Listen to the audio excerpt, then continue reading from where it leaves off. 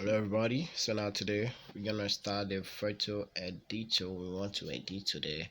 So let's go about cutting the picture so that we can remove the background. So you can remove .bg. You can use that website to remove all sorts of pictures. If you want to remove a person, if you want to remove a background in a picture, this website is good and it does it automatically and it is more preferable.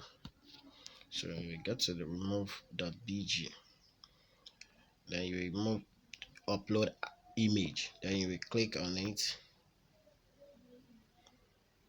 then you will select that picture you want to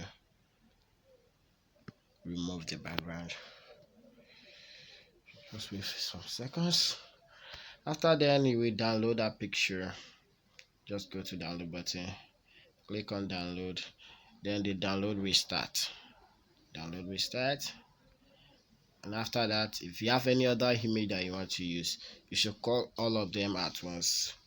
For example, I want to cut this one, so I'm cutting all of them at once. So that's good. As you can see, the background is there no more.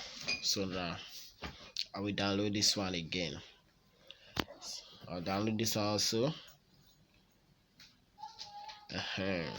Then we can continue with our PicsArt. We can continue with our